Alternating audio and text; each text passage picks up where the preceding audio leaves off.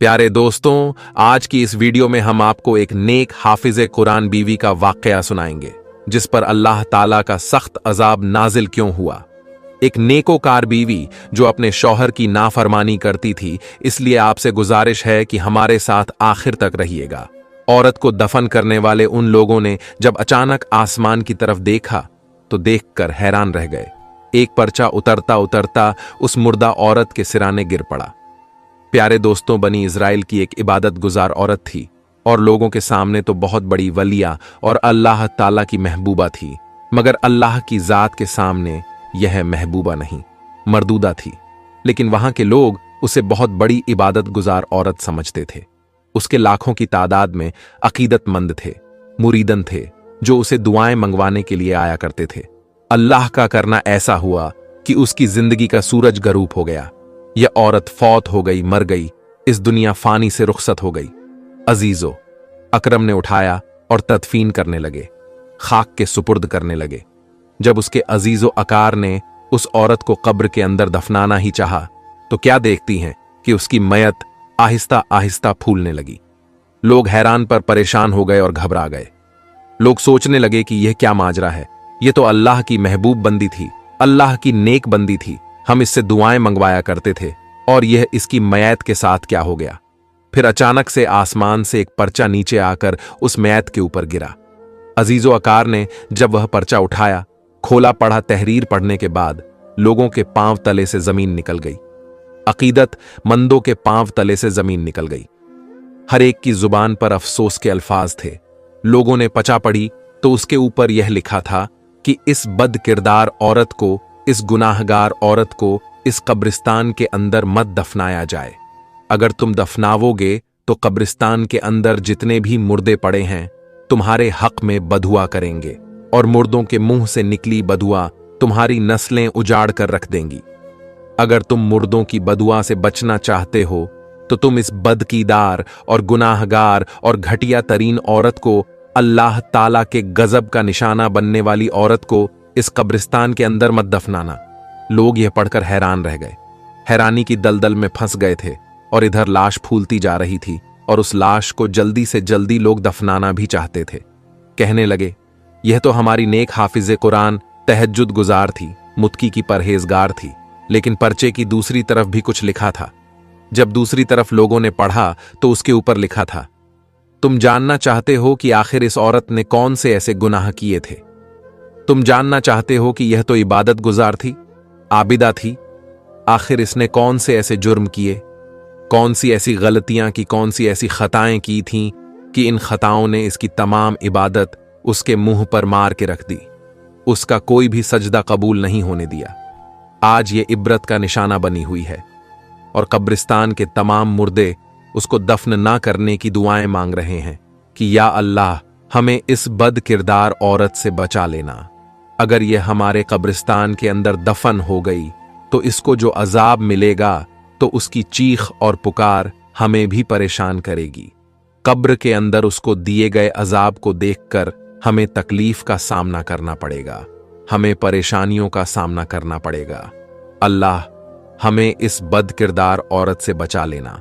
पर्चे के ऊपर लिखा था, अगर तुम यह जानना चाहते हो तो इस कब्रिस्तान की आखिरी वाली कब्र के अंदर एक मुर्दा पड़ा हुआ है। कब्रिस्तान के आखिरी कोने की जो कब्र है, उस कब्र के अंदर जो मुर्दा लेटा हुआ है, जाकर उससे पूछ लो, वह तुम्हें उसकी हकीकत बताएगा। वह तुम्हें उस इबादत गुजार की हकीकत से आगाह करेगा। वह उसका पर्दा फाश करेगा, आखिर क्यों उसकी वजह से अहले कबूल परेशानी में है। अब लोग परेशान हो गए। हम में से कोई इतना सलाहियत नहीं रखता कि वह मुर्दों के साथ कलाम करें।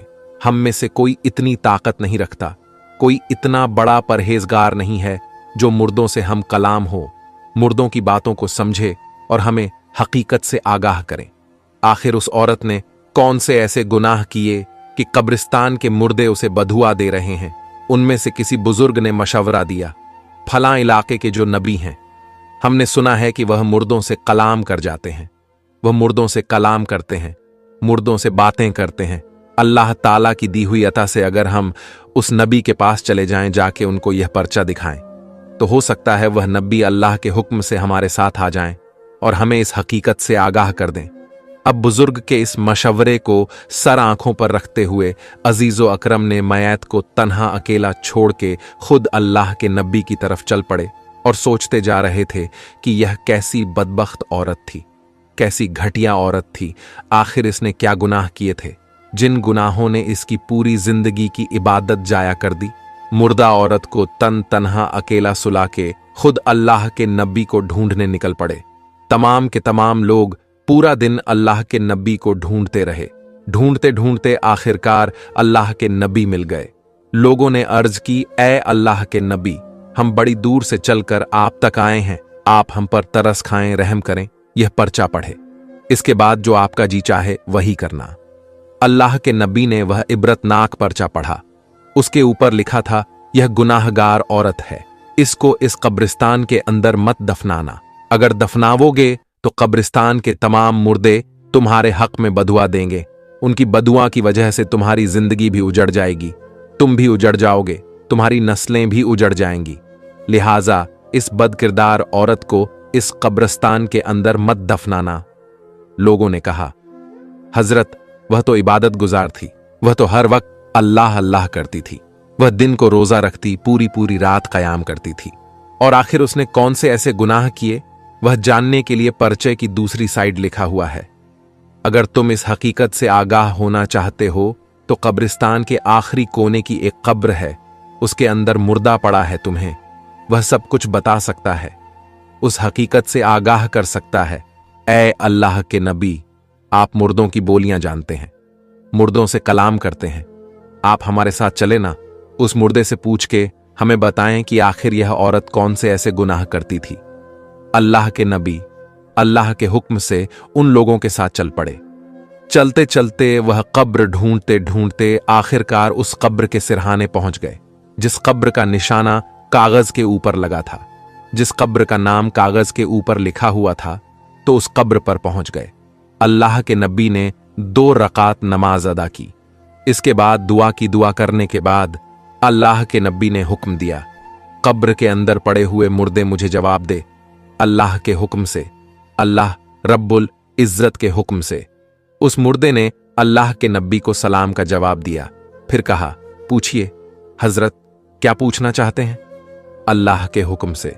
अल्लाह के नबी ने पूछा, यह तो बता कि यह जो मुर्दा औरत है, जिसकी वजह से अहले कबूल परेशान है, जिसकी वजह से कब्रिस्तान के मुर्दे परेशान हैं, अगर यह औरत हमारे कब्रिस्तान में दफना दी गई तो उसको दर्दनाक अजाब मिलेगा और वह अजाब हमें भी तकलीफ देगा, हमें परेशानियों का सामना करना पड़ेगा।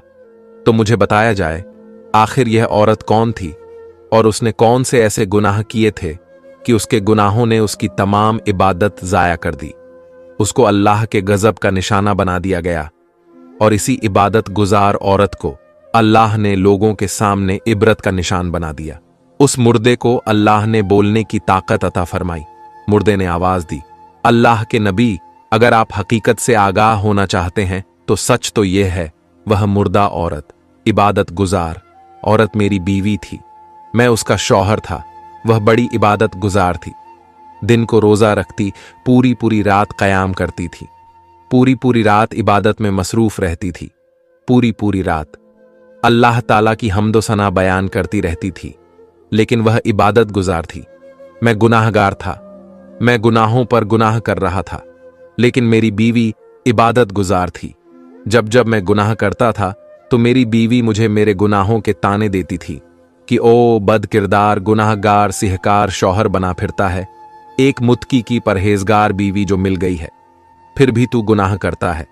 मैं दुआ करती हूं कि अल्लाह कयामत के दिन तेरा साथ मुझे नसीब ना करे, जिस तरह दुनिया में अल्लाह ने तेरा साथ मेरे नसीब में किया है, इसी तरह मैं दुआ करती हूं अल्लाह ताला कयामत के दिन तेरे जैसे बद किरदार इंसान के साथ मुझे ना रखे। जब जब वो मुझे मेरे गुनाहों के ताने देती थी तो मुझे बहुत ज्यादा तकलीफ होती थी, मैं अंदर से रोता था। एक दिन तो मैं उसके दिन बदन के दिए हुए तान से तंग आकर अपने दोनों हाथ उठाए और अर्ज की, ऐ मेरे करीम, ऐ मेरे रब, आज से मैं पक्की तौबा करता हूं, इसी बीवी को इबादत गुजार औरत को गवाह बनाकर मैं तौबा करता हूं। ऐ अल्लाह, आइंदा कोई गुनाह नहीं करूंगा। मेरी तौबा कबूल फरमा ले आइंदा, मैं कोई गुनाह नहीं करूंगा। मैं तौबा करता हूं, पुख्ता तौबा करता हूं। मेरी तौबा को कबूलियत का शर्फ अता कर दे। बस इधर से सच्चे दिल से एक आह निकली। आंखों से 2-4 आंसू निकले ही थे कि अल्लाह ताला ने मेरी तौबा कबूल फरमा ली।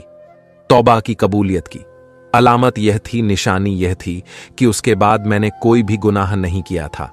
जब गुनाह करने का मौका भी मिलता था लेकिन मैं गुनाह नहीं करता था, तो मुझे पक्का यकीन हो जाता था कि अल्लाह ताला ने मेरी तौबा कबूल फरमा ली है। अब मैंने तौबा भी कर ली थी, फिर भी मेरी बीवी मुझे मेरे गुनाहों के ताने दिया करती थी। मुझे जलील और रुसवा करने का एक भी मौका नहीं छोड़ती थी। सांप का गुनाह के ताने दिया करती थी। तू शराबी था, तू जुवारी था, तू कमीना था। अल्लाह हू अकबर अपनी इबादत पर फक्र करती थी। मैं उसका शौहर था, पूरा दिन उसके लिए खाक छानता था।